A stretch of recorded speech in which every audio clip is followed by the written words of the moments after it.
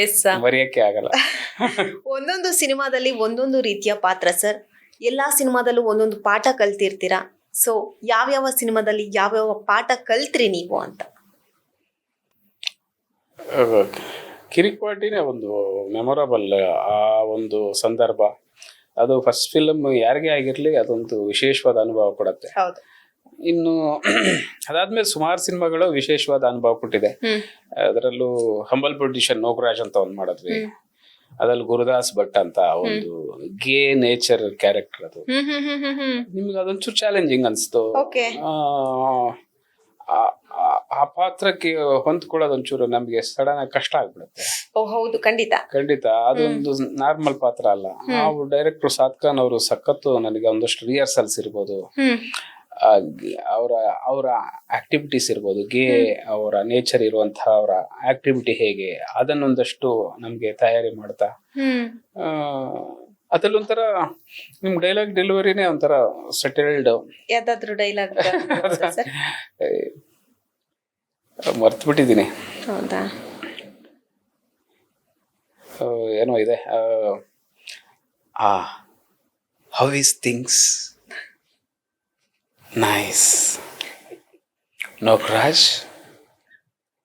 Can we meet again? So kind of thank you ಅಂದ್ರೆ ಆ mood ತಗೋಬೇಕು. How is things ಅಂತ ಅಂದ್ರೆ ಟೇಕ್ಸ್ ತಗೊಂಡಿದ್ರೆ ಸರ್?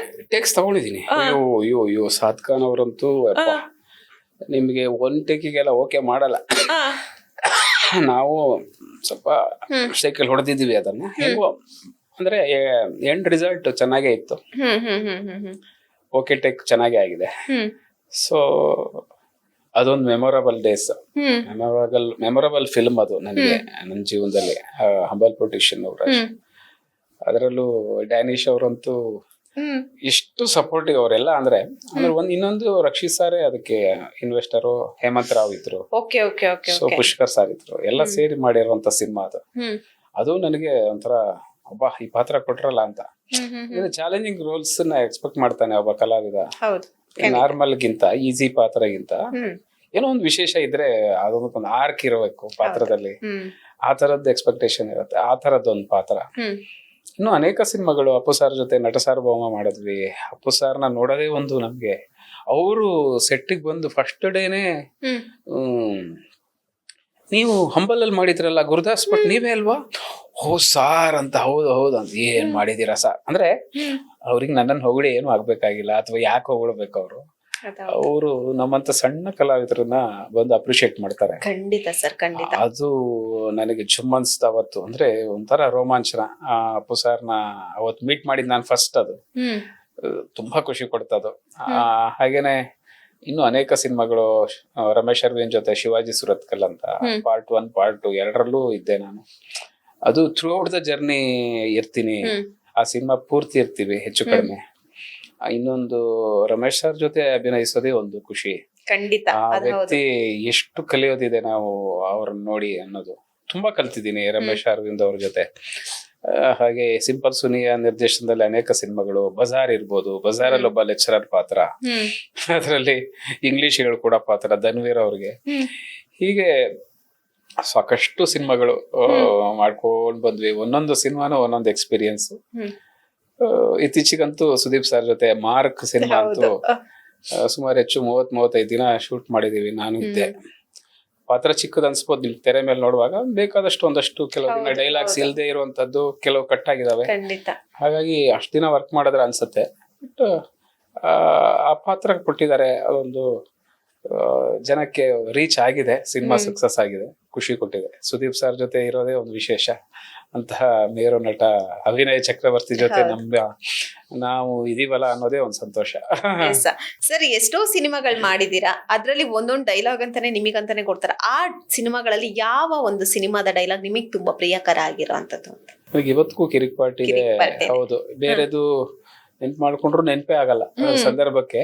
ಕಿರಿಕ್ಪಾಟಿದ್ ಬಿಟ್ರೆ ಇದಾವೆ, ಸುಮಾರು ಇದಾವೆ. ಇಂತಿ ನಿನ್ನ ಬೈರ ಅಂತ ಒಂದ್ ಸಿನಿಮಾ ಮಾಡಿದ್ದೆ, ಹಳ್ಳಿ ಕತೆ, ಮಕ್ಕಳ ಸ್ಕೂಲ್ದೆಲ್ಲ. ಸ್ಕೂಲ್ ಮಕ್ಕಳದ್ದು ಅದ್ರ ಮೇಲೆ ಹೋಗುತ್ತೆ ಕತೆ. ಅದ್ರಲ್ಲೂ ಕೆಲವು ಡೈಲಾಗ್ಸ್ ಎಲ್ಲ ತುಂಬಾ ಇಷ್ಟ ನನಗೆ. ಯಾವ್ದಾದ್ರು ಹೇಳ್ಬೋದು? ಯಾವ್ದು ನೆನಪಾಗಲ್ಲ ಈಗ. ಸ್ಪಾಂಟೇನಿಯಸ್ ಆಗಿ ಬರಲ್ಲ. ಆ ತರ ಕೆಲವು ಸಿನಿಮಾಗಳದೆಲ್ಲ ಆ ತರದ್ದು ಖುಷಿ ಕೊಟ್ಟಿದೆ. ಓಕೆ ಸರ್, ಎಲ್ಲವನ್ನ ಹೋಲಿಸ್ಕೊತಾ ಹೋದ್ರೆ ನಮ್ಮ ಬಾಲ್ಯದ ಜೀವನಕ್ಕೂ ಮತ್ತೆ ಈಗ ಆಗ್ತಾ ಇರುವಂತದಕ್ಕೂ ಒಂದಷ್ಟು ವ್ಯತ್ಯಾಸ ಇದೆ. ನೀವು ಬಾಲ್ಯದಲ್ಲಿ ಕಳೆದಂತಹ ಮೆಮೊರೀಸ್ ಇವಾಗ ನೆನಪಾದಾಗ ಓಕೆ ಈಗ್ಲೂ ಹೀಗೆ ಇರ್ಬೇಕಿತ್ತು ಅಂತ ಅನ್ಸಿದೆ, ಯಾವ್ದಾದ್ರು ಮೂಮೆಂಟ್ ಇದೆಯಾ? ಅದೇ ನಮ್ಮೂರು ತೀರ್ಥಹಳ್ಳಿ ಹತ್ರ ಕಮ್ಮರಡಿ ಅಂತ. ನಾನು ಯಾವಾಗ್ಲೂ ಹೇಳ್ತೀನಿ ಪ್ರತಿ ಬಾರಿ ನೀವು ನಮ್ಮೂರವರು ಅಂತ. ಎಷ್ಟು ಖುಷಿ ಆಗತ್ತಲ್ಲ ಸಿಕ್ಕಿದ್ರೆ. ಕಮ್ಮರಡಿಯಲ್ಲಿ ಒಂದು ಸಣ್ಣ ಊರು, ಗ್ರಾಮ ರಾಮನ್ಕೊಪ್ಪ. ಹಾಗಾಗಿ ನಾನು ರಾಮನ್ಕೊಪ್ಪ ಅಂತ. ತೀರ್ಥಹಳ್ಳಿಯಿಂದ ನಮ್ಮ ಮನೆಗೆ ಒಂದು 20 ಕಿಲೋಮೀಟರ್ 22 ಕಿಲೋಮೀಟರ್ ಹೆಚ್ಚು ಕಡಿಮೆ. ಆಗುಂಬೆ ಅಲ್ಲ, ಶೃಂಗೇರಿ, ಕೊಪ್ಪ, ತೀರ್ಥಹಳ್ಳಿ ಮಧ್ಯ ನಮ್ಮೂರು. ಎಲ್ಲದಕ್ಕೂ ಆ ಕಡೆ ಶೃಂಗೇರಿಗೆ ಹೋದ್ರೆ 25 ಕಿಲೋಮೀಟರ್, ಈ ಕಡೆ ಕೊಪ್ಪ ಅಂತಿದೆ ಅದಕ್ಕೆ ಹೋದ್ರೆ 25, ಈ ಕಡೆ ತೀರ್ಥಹಳ್ಳಿಗೆ ಹೋದ್ರೆ 20. ಮಧ್ಯದಲ್ಲಿ ನಮ್ಮೂರಿದೆ. ಅಲ್ಲಿ 7ನೇ ಕ್ಲಾಸ್ ತನಕ ಅಲ್ಲೇ ಓದ್ತೀನಿ ನಾನು. ಬಾಲ್ಯ ಅದು ಮಾತ್ರ ಗೋಲ್ಡನ್ ಡೇಸ್. ನಿಮ್ಗೆ ಎಲ್ಲರಿಗೂ ಅಷ್ಟೇ ಅವ್ರವ್ರ ಬಾಲ್ಯ ತುಂಬಾ ನೆನಪು ಕಾಡತ್ತೆ. ಈಗ ದೊಡ್ಡವರಾದ್ಮೇಲೆ ಎಲ್ಲ ಒಂಥರ ರಿಸರ್ವ್ ಆಗ್ಬಿಡ್ತೀವಿ, ಇಂಟ್ರೋವರ್ಟ್ ಆಗ್ಬಿಡ್ತೀವಿ, ಜಾಸ್ತಿ ಜನ ಬೇಡ, ಫ್ರೆಂಡ್ಸ್ ಬೇಡ ಅನ್ನೋ ತರ ಆಗ್ಬಿಡತ್ತೆ. ಅಲ್ಲ, ಎಲ್ರೂ ಹಾಗಲ್ಲ, ನಾನು ಹಾಗಲ್ಲ. ಸಾಕಷ್ಟು ಸ್ನೇಹಿತರು ಬೇಕು ನನಗೆ, ಫ್ರೆಂಡ್ಸ್ ಬೇಕು, ಬಳಗ ಬೇಕು. ಆ ಸರ್ಕಲ್ ಅಲ್ಲೇ ಇರ್ತೀನಿ. ಆ ಊರಲ್ಲಿ ನಿಮ್ಗೆ ಸ್ಕೂಲಿಂಗ್ ಡೇಸ್, ಅದೇ ಗೌರ್ಮೆಂಟ್ ಸ್ಕೂಲು 7th ತನಕ, ಅಲ್ಲಿ ಕಳೆದಿದ್ದೆ ಒಂದು ವಿಶೇಷವಾದ ನೆನಪು. ಆ ಮಳೆಗಾಲ ಇರ್ಬೋದು, ಊರಿನ ಮಳೆ ನೋಡಿದೀವಿ ನಾವು. ಸ್ಕೂಲ್ಗೆ ಹೋಗ್ಬೇಕು ಅಂದ್ರೆ ಆಗಲ್ಲ ನನಗೆ. ಏನ್ ಐಡಿಯಾ ಮಾಡ್ತೀನಿ, ನಮ್ಮ ತಾಯಿ ಇವಾಗ್ಲೂ ನೆನ್ಪು ಮಾಡ್ಕೋತಾರೆ. ಮೊನ್ನೆ ಸುಮಾರು ಇಂಟರ್ವ್ಯೂ ಅಲ್ಲಿ ಹೇಳಿದ್ದೀನಿ, ಸ್ಕೂಲ್ಗೆ ಕರ್ಕೊಂಡು ಹೋಗೋರಂತೆ, ಚಡ್ಡಿ ಒದ್ದೆ ಮಾಡ್ಕೊಂಡ್ಬಿಟ್ರೆ ಸ್ಕೂಲ್ಗೆ ಹೋಗಲ್ಲ ಅವತ್ತು ಅಂತ. ದಾರಿಲಿ ಹಳ್ಳದಲ್ಲಿ ಕುತ್ಕೊಂಡ್ಬಿಡೋದು ನೀರಲ್ಲಿ, ಚಡ್ಡಿ ಒದ್ದೆ ಆಯ್ತು. ರೀಸನ್ ಇರ್ಬೋದು. ಅಂದ್ರೆ ನೀವು ಬಾಲ್ಯ ಕೇಳಿದ್ರಲ್ಲ ಹೇಗಿತ್ತು ಅಂತ, ಈ ತರದ್ ಒಂದಷ್ಟು ಬೇಡದೆ ಇರೋದು. ಆಮೇಲೆ ಗೋಲಿ ಆಟಗಳು, ಬುಗುರಿ ಆಟ, ಮರಕೋತಿ, ಗೋಲಿಲಿ ಕಬ್ಬಣದ ಗೋಲಿ ಬರೋದು, ಕಬ್ಬಣದ ಮಂಡೆ ಅಂತ ಅದು ಇದೆ ಅಂದ್ರೆ ಅವನೊಂದ್ ದೊಡ್ಡ ಲೆವೆಲ್ ಅಂತ ಗೋಲಿ ಆಡೋದ್ರಲ್ಲಿ, ಪಂಟ ಅಂತ. ಆ ತರದ್ದು ಅದನ್ನ ಯಾರೋ ಇದ್ರ ಅಕ್ಸಾಲಿಗರ ಹತ್ರ ಹೋಗಿ ಅವ್ರ ಹತ್ರ ಅದನ್ನ ಮಾಡಿಸಿ ಇಟ್ಕೊಂಡು ಗೋಲಿ ಆಡುವಂಥದ್ದು. ಇನ್ನು ಬುಗುರಿ ಅಂತೂ ಅದು ಎಷ್ಟು ಬುಗುರಿ ಹೊಡೆದ್ ಹಾಕಿದೀವೇನೋ ಅವಾಗೆಲ್ಲ, ಕೈ ಮೇಲೆ ಹಿಂಗ್ ತಿರ್ಗಿಸ್ಕೊಡೋದು, ಮರ್ಕೋತಿ ಆಟ, ಬಿದ್ದು ಕಾಲ್ ಮುರ್ಕೊಂಡಿರೋದು, ಇವೆಲ್ಲವನ್ನ ಸಹಿಸ್ಕೊಂಡಿದ್ದಾರೆ ಮನೆಯವರು. ಆಮೇಲೆ ಮೇಷ್ಟ್ರುಗಳ ಹತ್ರ ಒದೆ ತಿಂದಿದೀವಿ. ಆ ಮೇಷ್ಟ್ರುಗಳೆಲ್ಲ ನೆನ್ಪಾಗ್ತಾರೆ, ಅಂದ್ರೆ ಸ್ಕೂಲಿನ ಮೇಷ್ಟ್ರೆಲ್ಲ. ಸೊ ಹಾಗೆ ಹೋಗ್ತಾ ಆಮೇಲೆ ಬೆಂಗಳೂರಿಗೆ ಬರ್ತೀವಿ. ಇದೊಂಥರ ಜರ್ನಿ ಶುರು ಆಗುತ್ತೆ. ಹೈಸ್ಕೂಲ್ ಎಲ್ಲ ನಾವು ಇಲ್ಲಿ ಬೆಂಗಳೂರು ಹೈಸ್ಕೂಲ್ ಅಲ್ಲಿ ಓದಿದ್ದು. ಉಮಾ ಥಿಯೇಟರ್ ಅಂತ ಇತ್ತಲ್ಲ, ಈಗ ಇಲ್ಲ ಅನ್ಸುತ್ತೆ. ಅದ್ರ ಎದುರುಗಡೆ ಬೆಂಗಳೂರು ಹೈಸ್ಕೂಲ್ ಅಂತಿತ್ತು. ಅಲ್ಲಿ ನಾನು 8, 9, 10 ಎಲ್ಲ ಅಲ್ಲಿ ಮುಗಿಸಿದ್ದು. ಅದು ಆ ಫ್ರೆಂಡ್ಸ್ ಎಲ್ಲ ಇದಾರೆ ಈಗ್ಲೂ. ಒಂದ್ ಗ್ರೂಪ್ ಎಲ್ಲ ಇದೆ, ಬೆಂಗಳೂರು ಹೈಸ್ಕೂಲ್ ಐಕ್ಳು ಅಂತಾನೆ ಒಂದು ಗ್ರೂಪ್ ಮಾಡ್ಕೊಂಡು ಈಗ್ಲೂ ಒಂದೊಂದು ಮೀಟಿಂಗ್ ಮಾಡ್ತೀವಿ, ಸಿಗ್ತೀವಿ. ಅವಾಗಂತೂ ಹನುಮನ್ ನಗರ, ಶ್ರೀನಗರ ಮನೆ, ನಮ್ಮ ಅಕ್ಕನ ಮನೇಲಿದ್ದೆ. ಅಲ್ಲಿಂದ ನಡ್ಕೊಂಡು ಹೋಗೋ ಸ್ಕೂಲಿಗೆ. ಹೋಗ್ತಾ ದಾರಿಲಿ ಒಂದಷ್ಟು ಬೇಡದೆ ಇರೋದು ತಲೆಹಟ್ಟೆಗಳು ಅವೆಲ್ಲ ನಡೆಯೋದು, ಹೋಗ್ತಾ ಬರ್ತಾ ಎಂಜಾಯ್. ಹೋಗ್ತಾ ಎಲ್ಲ ಮನೆಗಳೆಲ್ಲ ಫ್ರೆಂಡ್ಸ್ ಮನೆನೆ. ಸೊ ಹಂಗಾಗಿ ಅದು ನಡೀತಾ ಇತ್ತು. ಇನ್ನು ಕಾಲೇಜ್ ಬಂದ್ರೆ ವಿಜಯ ಕಾಲೇಜ್ ಸೇರ್ಕೊಂಡೆ. ಇವತ್ತು ರಿಷಬ್ ಸರ್ ಎಲ್ಲ ಓದಿರೋ ಕಾಲೇಜ್. ಅಲ್ಲಿ ಆ ಸ್ನೇಹಿತರು ಒಂದಷ್ಟು, ಅಲ್ಲೆಲ್ಲ ಒಂದಷ್ಟು ರಂಗ ಚಟುವಟಿಕೆಗಳೆಲ್ಲ ಜಾಸ್ತಿ. ಈ ಕಲ್ಚರಲ್ ಈವೆಂಟ್ಸ್, ಪ್ರೋಗ್ರಾಮ್ಸ್ ಎಲ್ಲ, ಅದು ಒಂದಷ್ಟು ನಮ್ಮನ್ನ ತಯಾರಿ ಮಾಡ್ತು. ಹೀಗೆ ಜರ್ನಿ. ನಾನು ಕಂಡಂತೆ ಸರ್, ನಿಮ್ಮನ್ನ ನಾನು ತುಂಬಾ ಬಾರಿ ಕಂಡಿದ್ದೀನಿ. ಬಟ್ ಒಂದಷ್ಟು ಜನ ಹೆಂಗೆ ಮಾಡ್ತಾರೆ ಅಂದ್ರೆ ಆಡಂಬರ ಜೀವನವನ್ನ ಇಷ್ಟಪಡ್ತಾರೆ. ಬಟ್ ನೀವು ನಮಗೆಲ್ಲೂ ಕೂಡ ಹಂಗ್ ಕಂಡ್ಲಿಲ್ಲ. ಯಾಕೆ ಅಂತ? ಆಡಂಬರ ಜೀವನ ರಘುರಾಮನ ಕೊಪ್ಪ ಅವರಿಗೆ ಇಷ್ಟ ಆಗಲ್ವಾ? ಇಲ್ಲ, ಆಡಂಬರ ಇಲ್ವೇ ಇಲ್ಲ ಅಂತಿಲ್ಲ. ನನಗೆ ಆತರ ತೋರಿಕೆ ಇಷ್ಟ ಆಗಲ್ಲ ಯಾವ್ದು. ತುಂಬಾ ಶೋ ಆಫ್ ಅಂತಾರಲ್ಲ, ಶೋ ಆಫ್ ಇಲ್ಲ. ಹಾಗಂತ ಹೇಳಿ ನಾನು ತುಂಬಾ ಸಭ್ಯ ಅಂತ ಹೇಳ್ಕೊಳಲ್ಲ. ಆ ಒಂದು ನೇಚರ್ ನನಗೆ ಯಾಕೆ ಆ ತರದ್ದು ಬಂದಿರ್ಬೋದೇನೋ ಗೊತ್ತಿಲ್ಲ. ನಾನು 2001ರಿಂದ ಯೋಗ ಅಭ್ಯಾಸ ಶುರು ಮಾಡ್ತೀನಿ. ಒಂದಷ್ಟು ಅಲ್ಲಿ ನಮ್ಮ ವನಿತಕ್ಕ ಅಂತ ಗುರುಗಳು ಗಿರಿನಗರದಲ್ಲಿ ಈಗ್ಲೂ ಇದೆ, ಈಗ್ಲೂ ಅವರೇ ನಮ್ಗೆ ಗುರುಗಳು. ಅವ್ರು ನಮ್ಮನ್ನೆಲ್ಲ ಯೋಗ ಟೀಚರ್ಸ್ ಆಗಿ ರೆಡಿ ಮಾಡ್ತಾರೆ. ಸೊ ಅಲ್ಲಿಂದ ಅದೊಂದು ಬೇರೆ ಲೈಫ್ ಶುರು ಆಗುತ್ತೆ. ಒಂದು ಆಧ್ಯಾತ್ಮ ಇರ್ಬೋದು, ಒಂದು ಸ್ಪಿರಿಚುವಲ್ ಲೈಫ್ ಇರ್ಬೋದು. ಆಮೇಲೆ ಅಲ್ಲಿ 6 ತಿಂಗಳು 1 ವರ್ಷಕ್ಕೆಲ್ಲ ನಮ್ಮನ್ನ ಟೀಚರ್ಸ್ ಆಗಿ ರೆಡಿ ಮಾಡ್ತಾರೆ, ಯೋಗ ಟೀಚರ್ಸ್ ಅಂತ. ಅಲ್ಲೇ ಟ್ರೈನಿಂಗ್ ಕೊಟ್ಟು ಆ ಜವಾಬ್ದಾರಿಗಳು ನಿಮ್ಮನ್ನು ಇನ್ನಷ್ಟು ಹೆಚ್ಚು ಮಾಡುತ್ತೆ. ನೀವು ಸಮಾಜದಲ್ಲಿ ಒಬ್ಬರಿಗೆ ಮಾದರಿಯಾಗಿರೋ ಅಷ್ಟು ಮಟ್ಟಿಗೆ ನಮಗೆ ಕಲಿಸ್ಕೊಡ್ತಾ ಹೋಗುತ್ತೆ. ಅಂದ್ರೆ ನಿಮ್ಮನ್ನ ನೋಡಿ ಬೇರೆಯವ್ರು ಇನ್ಸ್ಪೈರ್ ಆಗ್ಬೇಕು. ನಿಮ್ಮ ಲೈಫ್ ಸ್ಟೈಲ್ ಇರ್ಬೋದು, ವ್ಯಕ್ತಿತ್ವ, ಮಾತುಕತೆ, ಇವೆಲ್ಲ ಸರಳ ಜೀವನ ಅನ್ನೋದನ್ನೇ ತುಂಬಾ ಅವ್ರು ಒತ್ತು ಕೊಡ್ತಾರೆ. ಅದಕ್ಕೆ ಸಾಮಾನ್ಯರಂತೆ ಬದುಕ್ರಿ, ಬೇಡ ಅದು ಅವೆಲ್ಲ ಕ್ಷಣಿಕ ಅನ್ನೋ ತರ. ಗೊತ್ತಿಲ್ಲ ಇವತ್ತು ಅದನ್ನೇ ಓವರ್ ರೂಲ್ ಆಗ್ತಿದ್ಯಾನೆ ಇದಕ್ಕಿಂತ. ಆ ಶೋ ಆಫ್ ಮಾಡ್ಕೊಂಡು ಅದು ಇರೋವಂಥದ್ದೇ ಚಂದ, ಅದೇ ಸರಿ ಅನ್ನೋ ತರ ಆಗ್ತಿದ್ಯೋ ಅಥವಾ ಇದನ್ನು ಅಕ್ಸೆಪ್ಟ್ ಮಾಡ್ತಿದಾರ ಗೊತ್ತಿಲ್ಲ. ಒಂದಷ್ಟು ವರ್ಗದ ಜನ ಈ ತರ ಇದ್ದಾರೆ, ಇನ್ನೊಂದಷ್ಟು ಬೇರೆ ತರ. ಅದು ಯಾರ್ದು ನಾನು ಲೈಫ್ ಸ್ಟೈಲ್ ತಪ್ಪು ಅಂತ ಹೇಳಲ್ಲ, ಅವ್ರಿಗೆ ಅರಿವಾಗ್ತಾ ಹೋಗುತ್ತೆ ಯಾವ್ದು ಸರಿ ಯಾವ್ದು ತಪ್ಪು ಅಂತ. ಆ ನಿಟ್ಟಿನಲ್ಲಿ ಯೋಗಶ್ರೀ ಯೋಗ ಸಂಸ್ಥೆ ಅವರು ಒಂದಷ್ಟು ಹೇಳ್ಕೊಟ್ಟಂತಹ ಪಾಠಗಳು ಬದುಕಿನ ಪಾಠ ಅಂತಾನೆ ಹೇಳಬಹುದು. ಅದನ್ನ ಒಂದಷ್ಟು ಕಲಿತು ನಾನೇನೋ ದೊಡ್ಡದಾಗಿ ಏನೋ ಸ್ಪೀಚ್ ಕೊಡ್ತಾ ಇದ್ದೀನಿ ಅನ್ಸ್ತದೆ ನನಗೆ. ಹಂಗೇನಿಲ್ಲ, ಒಂದಷ್ಟು ಬದುಕಿನ ಸೂತ್ರಗಳು, ಬದುಕುವ ಸೂತ್ರಗಳನ್ನ ಆ ಸಂಸ್ಥೆ ಕಲಿಸ್ಕೊಟ್ಟಿದೆ. ಹೌದು, ಖಂಡಿತ. ಹಾಗಾಗಿ ನೀವು ಕೇಳಿದಾಗೆ ನೀವೆಲ್ಲೋ ತುಂಬಾ ಸರಳವಾಗಿದ್ದೀರಿ ಅನ್ಸುತ್ತೆ ಅಲ್ಲ, ಅದು ಒಂದ್ ಮಟ್ಟಿಗೆ ಅದರಿಂದ ಇನ್ಫ್ಲೂಯೆನ್ಸ್ ಆಗಿದ್ದೀನಿ ಅಂತ ಅನ್ಸುತ್ತೆ. ಎಸ್, ರಂಗಭೂಮಿ ಕಲಾವಿದ್ರು, ಯೋಗ ಟೀಚರ್, ಹಂಗೆ ಕಾಮಿಡಿಯನ್ ಅಂತ ಹೇಳಿದ್ರೆ ತಪ್ಪಾಗಲ್ಲ. ಈಗ ಖಳನಾಯಕನಾಗಿ ಬಣ್ಣ ಹಚ್ತಾ ಇದ್ದೀರಾ, ಎಲ್ಲದನ್ನು ಒಂದೇ ಟಿಫನ್ ಬಾಕ್ಸ್ ಅಲ್ಲಿ ಹಾಕೊಂಡಿದೀರಾ. ಹೆಂಗ್ ಮೇಂಟೈನ್ ಮಾಡ್ತಿದ್ದೀರಾ ಅಂತ? ಏನಿಲ್ಲ ಮೇಡಮ್, ಇನ್ನು ಸಾಕಷ್ಟು ಸಾಧನೆ ಮಾಡೋದಿದೆ. ನಮ್ಮ ಮುಂದೆ ದೊಡ್ಡ ದೊಡ್ಡ ಸಾಧನೆ ಮಾಡಿದವರೆಲ್ಲ ಇದ್ದಾರೆ. ಅವ್ರನ್ನ ನೋಡಿ ನಾವು ಒಂದಷ್ಟು ಕಲಿತಾ ಇದೀವಿ. ಯಾವಾಗಪ್ಪ ಹಂತಕ್ಕೆ ಹೋಗೋದು, ಇನ್ನು ಇಲ್ಲೇ ಇದೀವಲ್ಲ, ಏನಾದ್ರೂ ದೊಡ್ಡ ಮಟ್ಟದಲ್ಲಿ ಏನೋ ಆಗ್ಬೇಕು ಅಂತ ತಲೆಯಲ್ಲಿ ಓಡ್ತಾನೆ ಇರತ್ತೆ.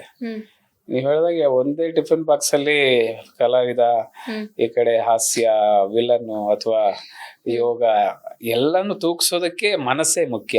ನಿಮ್ಗೆ ಅದನ್ನ ಎಷ್ಟು ಸ್ಥಿಮಿತದಲ್ಲಿ ಇಟ್ಕೋತೀವೋ ಎಲ್ಲಾನು ಬ್ಯಾಲೆನ್ಸ್ ಮಾಡಕ್ ಈಸಿ ಆಗತ್ತೆ ಅನ್ಸುತ್ತೆ. ಬಟ್ ಮುಖ್ಯವಾಗಿ ಒಂದಷ್ಟು ಯಾವ್ದಾದ್ರು ಬ್ಲೆಸ್ಸಿಂಗ್ಸ್ ಬೇಕು ಮೇಡಮ್. ನಾನು ಹೇಳೋದು ನಿಮಗೆ ಸುಲಭವಾಗಿ ಯಾವುದು ಸಿಗಲ್ಲ. ನೀನ್ ಏನ್ ಬದುಕ್ತಿದ್ಯಾ ಅದಕ್ಕೊಂದು ಸಾರ್ಥಕ ಇರ್ಲಿ. ಏನೋ ಗಿಮಿಕ್ ಮಾಡಿ, ಯಾರಿಗೋ ಮೋಸ ಮಾಡಿ, ಇನ್ನೊಂದು ಏನೋ ಮಾಡಿ ಬದುಕಿ ಅದು ಜಾಸ್ತಿ ದಿನ ನಡೆಯಲ್ಲ, ಅಥವಾ ಅದು ನಿನಗೆ ಶ್ರೇಯಸ್ಸಲ್ಲ. ಆ ಥರ ಒಂದಷ್ಟು ನೋಡಿ ಕಲ್ತೋ ನಾನು. ಎಲ್ಲ ದಿನ ದೇವರು ಅಥವಾ ಆಶೀರ್ವಾದದಿಂದ ತೂಗಿಸ್ಕೊಂಡು ಹೋಗ್ತಾ ಇದೆ, ಬ್ಯಾಲೆನ್ಸ್ ಆಗ್ತಾ ಇದೆ ಮೇಡಮ್. ನಾನು ಈ ಮಾತಿಗೆ ಹೇಳ್ತೀನಿ ಸರ್, ಒಂದಷ್ಟು ನೆಗೆಟಿವ್ ಥಾಟ್ಸ್ ಗಳು ಓಡಾಡ್ತಾ ಇರುತ್ತೆ ಯಾವಾಗ್ಲೂ ಕೂಡ. ನೀವು ಕೇಳಿರ್ಬೋದು, ಕನ್ನಡ ಚಿತ್ರರಂಗದಲ್ಲಿ ತಲೆ ಹೊಡೆದು ಬದುಕಿದ್ರೆ ಇರ್ಬೋದು ಇಂಡಸ್ಟ್ರಿಲಿ ಅಂತ ಅಂತಾರಲ್ಲ, ಅದಕ್ಕೇನ್ ಹೇಳ್ತೀರಾ? ಅಪ್ಪ ಏನೋ ಗೊತ್ತಿಲ್ಲ ಮೇಡಮ್ ನನಗೆ, ನಿಜವಾಗೂ ಆ ತರದ್ದು ಯಾರು ನೋಡೂ ಇಲ್ಲ ನಾನು. ಇಲ್ಲ ಕೆಲವ್ರದ್ದು ಆಗಿರ್ಬೋದೇನೋ, ಹಂಗಿಲ್ಲ ಮೇಡಮ್. ಯಾರು ಎಲ್ಲೋ ಸಂದರ್ಭಗಳು ಅವ್ರನ್ನ ಹಾಗೆ ಮಾಡಿರ್ಬೋದೇನೋ, ತಲೆ ಹೊಡೆದು ಬದುಕ್ತಾ ಇರೋರು ಕೆಲವರು. ಅವ್ರಿಗೂ ಕೂಡ ಒಳ್ಳೆ ದೃಷ್ಟಿಕೋನ ಇರುತ್ತೆ, ಒಳ್ಳೆ ಮನಸ್ಸೇ ಇರುತ್ತೆ. ಆ ಸಂದರ್ಭಕ್ಕೆ ಅದು ಹಂಗ್ ಮಾಡ್ಸಿರತ್ತೇನೋ. ನಮಗೂ ತುಂಬಾ ಟ್ರಿಗರ್ ಆದ್ರೆ ಅಥವಾ ಇನ್ನೊಂದ್ ಏನೋ ಆದ್ರೆ ಒಂದ್ಸತಿ ನಾವು ಹೆಂಗೆಂಗೋ ಆಡ್ಬಿಟ್ಟಿರ್ತೀವೇನೋ, ಇವನೇನಪ್ಪ ಈ ತರ ಆಡ್ತಿದ್ದಾನೆ ಅಂತ ಶಾಕ್ ಆಗಿರುತ್ತೆ ಕೆಲವರಿಗೆ, ಕೆಲವು ಸಂದರ್ಭಗಳು. ಬಟ್ ಒಳ ಮನಸ್ಸಲ್ಲಿ ಏನು ಇರಲ್ಲ ಆ ತರದ್ದು ಅಂತ ನನಗೆ. ಎಸ್ ಸರ್, ಯಾರಿಗೇ ಆದ್ರೂ ಅಷ್ಟೇ ಒಂದಷ್ಟು ಜನ ಅಭಿಮಾನ ಬಳಗ ಇರುತ್ತೆ. ನಿಮಗೆ ಹೇಳೋದೇ ಬೇಡ, ಒಂದಷ್ಟು ಜನ ಇದ್ದಾರೆ ಸರ್. ಯಾವ್ದಾದ್ರು ಮನ್ಸಿಗೆ ಮುಟ್ಟುವಂತಹ ಅಭಿಮಾನವನ್ನ ಕಣ್ಣಲ್ಲಿ ಕಂಡು ಕಣ್ಣಂಚಲ್ಲಿ ನೀರ್ ಬಂದಿದ್ಯಾ? ನನಗೆ ಒಂದ್ ಸಂದರ್ಭ ಅಂದ್ರೆ ತುಂಬಾ ಇದೆ, ನೀವು ಕೇಳಿದ್ದಕ್ಕೆ ನೆನಪಾಗದೆ ಇರ್ಬೋದು. ಸಾಕಷ್ಟು ಖುಷಿ ಪಟ್ಟಿದ್ದೀನಿ. ದೊಡ್ಡ ದೊಡ್ಡ ಅವ್ರು ಇಷ್ಟಪಟ್ಟಿದ್ದಾರೆ ಅಂದ್ರೆ ಈ ಕಲೆನ, ನಮ್ಮಲ್ಲಿರೋ ಕಲೆನ ಗುರುತಿಸ್ಬಿಟ್ಟು ಸಿನಿಮಾ ಮೇಲೆ ಆ ಪ್ರೀತಿ ತೋರಿಸಿದ್ದಾರೆ. ಸಾಕಷ್ಟು ಇವತ್ತು ಕನ್ನಡ ಪ್ರೇಕ್ಷಕರು ನಮ್ಮನ್ನ ಕೈ ಹಿಡಿದಿದ್ದಾರೆ ಅಂತಾನೆ ಅನ್ಸುತ್ತೆ ನನಗೆ. ಅವರು ಹಂಗೆ ಮುಂದುವರ್ಸ್ಕೊಂಡು ಹೋಗ್ತಿದ್ದಾರೆ. ಎಲ್ಲಕ್ಕಿಂತ ಒಂದು ವಿಶೇಷ ನಿಮ್ಗೆ ಹಂಚ್ಕೋತೀನಿ. ಇದು ತುಂಬಾ ಸರ್ಪ್ರೈಸಿಂಗ್ ನನಗೆ ಇವತ್ತಿಗೂ. ಆಯ್ತಾ, ಕೋವಿಡ್ ಗೊತ್ತಲ್ಲ ನಿಮ್ಗೆ? Covid season 1-2. ಸೀಸನ್ 1 ತೀರ್ಥಹಳ್ಳಿಗೆ ಹೋದ್ವಿ. 1.5 ತಿಂಗಳು ಅಲ್ಲೇ ಮನೆ ಇದೆ ನಮ್ದು, ಅಲ್ಲೇ ಕಳೆದ್ವಿ. 45 ದಿನ ಮುಗೀತು. ಇದೆಲ್ಲ ರಿಲ್ಯಾಕ್ಸ್ ಆಯ್ತು. ರಿಸ್ಟ್ರಿಕ್ಷನ್ಸ್ ಎಲ್ಲ ಇತ್ತಲ್ಲ, ಬಂದು ಫುಲ್ ಕ್ಲೋಸ್ ಆಗಿತ್ತಲ್ಲ, ಅದೆಲ್ಲ ರಿಲ್ಯಾಕ್ಸ್ ಆಯ್ತು. ವಾಪಸ್ಸು ತೀರ್ಥಹಳ್ಳಿಯಿಂದ ಹೊರಟ್ವಿ. ಅಂದ್ರೆ ಕಮ್ಮರಡಿಯಿಂದ, ನಮ್ಮೂರಿಂದ ಹೊರಟು ಬೆಂಗಳೂರಿಗೆ ರೀಚ್ ಆಗ್ಬೇಕು ನಾವು. ಯಾವ್ದೋ ಒಂದು ಸಂಡೇ 45 ದಿನ ಆದ್ಮೇಲೆ ಬರೋ ಅಷ್ಟೊತ್ತಿಗೆ ತೀರ್ಥಹಳ್ಳಿ ಆದ್ಮೇಲೆ ಮುಡಬ ಆಗಿ ನೆಕ್ಸ್ಟ್ ಯಾವುದು ಆರ್ಡಿಕೊಪ್ಪ ಅದ್ಯಾವುದೋ ಒಂದು ಊರು ಬರುತ್ತೆ. ಹ್ಮ್ ಎಷ್ಟೋ ರಾತ್ರಿ ಒಂದು 12:30 ಹ್ಮ್